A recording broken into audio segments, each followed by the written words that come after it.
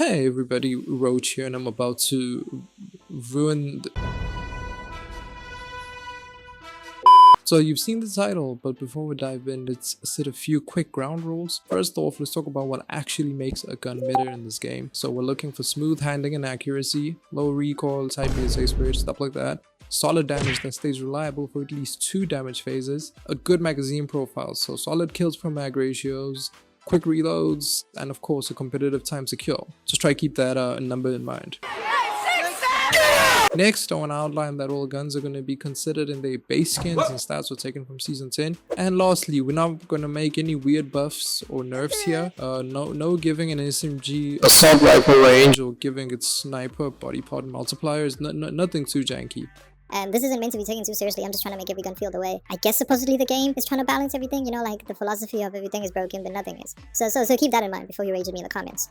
And finally, if you enjoy the video, don't forget to drop a like and leave a comment down below. And yeah, let's get into it.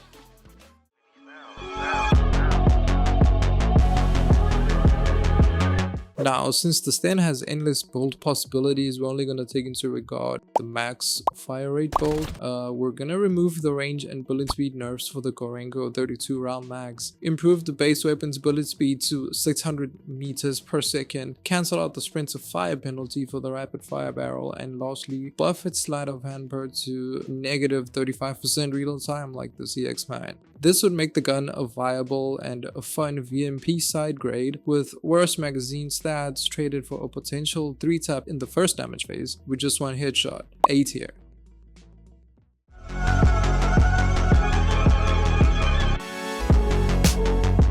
Okay, so let's just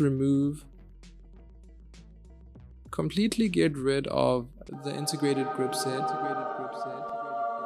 and the rapid fire perk, and give the heavy handle on the barrel a negative 20% ADS movement speed and negative 5% movement speed. And this gun will still be S tier because this game doesn't know what balancing looks like, but now it's less egregious as a CQC weapon with medium range aptitude at the same time for a miracle that I am yet waiting for CODM to explain.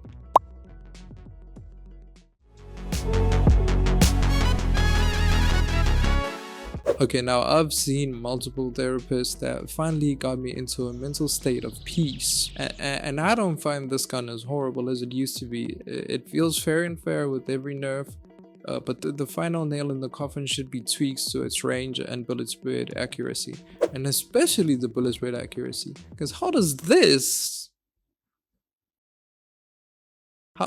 give you some of the best BSA across all SMGs? Like, I'm really trying to wrap my head around the devs' choices, because how the f does this leave Activision's HQ? I don't know.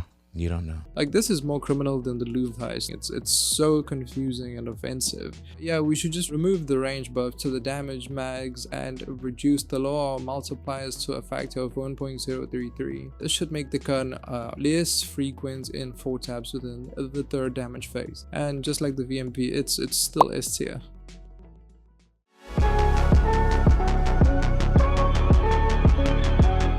Make the leg Maltese 1 time so that you get a guaranteed 4 shot in the first damage phase, and lower its hit flinch to 0.8, matching the Switchblade X9s. Honestly, this puts it on the cusp of A tier, but it goes in high B for now.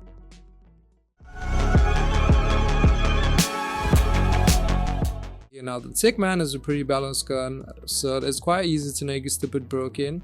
And that's exactly what we're gonna do. This gun is a TZK monster, so let's lean into that. For the full auto repeat on Bazor, remove the body multiplier penalty. This effectively gives it a 3-tap that kills its horses for HVK 30s. This makes its horse's barrel redundant, however, so instead of giving it an 80% increase to its bullet speed, splits the 80% between 40% range and 40% bullet speed increments. For the burst fire repeater, we're going to increase the gun's base damage to a value of 34.1 whilst countering the task force barrel's body part multipliers by negating damage increments to the legs, stomach, and the lower arms. This makes it much more fair when paired with the task force barrel so that you don't achieve crazy times to kill across any range. This makes the gun arguably the best fixed SMG in the game, S tier.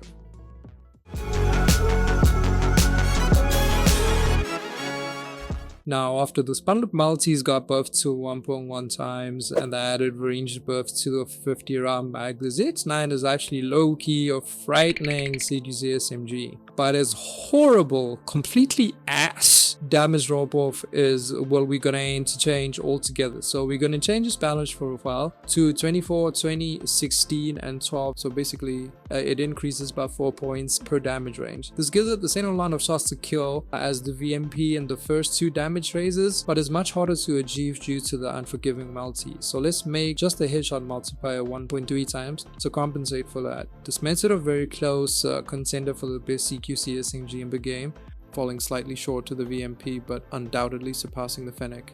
A+ tier.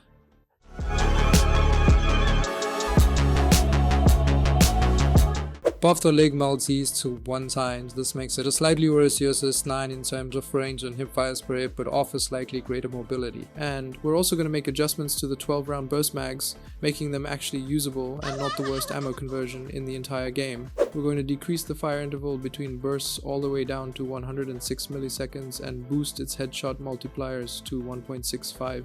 We're going to remove the BSA and bullet speed penalties for the attachment as well. This makes the gun competitive in the current meta with its TTK potential, but has a high skill cap needed to do so. A+ tier.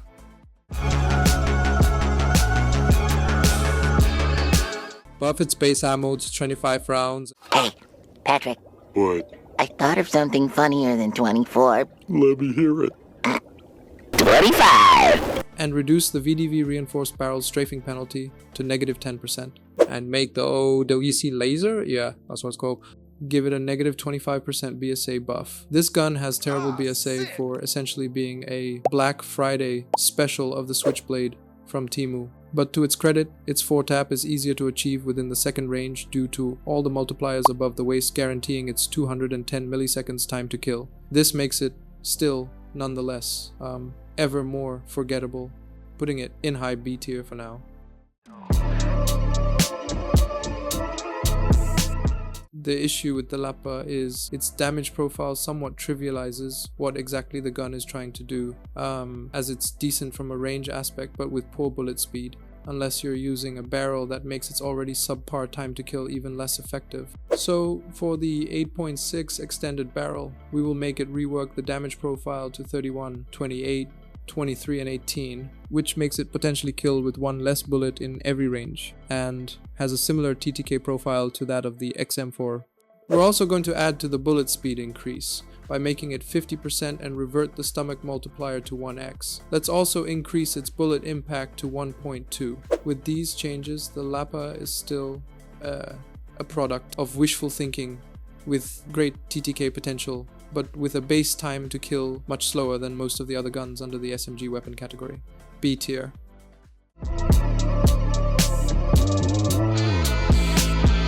The Switchblade X9 is damn near perfect in terms of balancing and performance. They really cooked with the Switchblade, bro. Like, you gotta give credit where credit is due. So, only 2 tweaks here and nothing major. Allow the monolithic suppressor a plus 15% range increase so that it's actually useful, and increase the MIP extended light barrels BSA reduction to -10. Honestly, I would have loved to reduce the aim shake, but without it being a quantifiable aspect of the game and also making a pretty cracked gun a bit tougher to handle, we're just gonna have to leave it here. This makes the Switchblade slightly better at the competitive ranges while still boasting some of the best mobility stats across all SMGs, and pair that with the leg multiplier buff we got this season. I'd say this has to be S tier now. This gun is textbook definition of being slept on. It's actually a mix of the best burst SMGs in terms of range, mobility and lethality, with slightly worse stats aside from its slower than it should be fire interval rate between bursts, which makes multiple engagements rather awkward within the current pace of the game. So with that said, let's buff it to 128 milliseconds. Now this would already put it in high A or low S tier, and I'm not even joking. You're not getting it. It's not clocking to you. It's not clocking to you that I'm standing on business, is it? But by introducing 1.15 multipliers for shots to the arms for the torch rolls barrel, we're looking at an SMG with the CX9 burst range profile, the chicken lethality and handling with Switchblade-esque movement stats, and the ability to 2-tap up to 21.8 meters, which extends further than the HVK-30's wind bolt for maximum range. So if you want to talk hidden meta, you want to talk KSP-45, S tier. Alright, now that concludes part 1 of this video series. I'll get around to part 2 soon enough. Also, I'll be making a final tier list once I've done with the video series, so make sure to subscribe so you don't miss out on anything. Catch you later.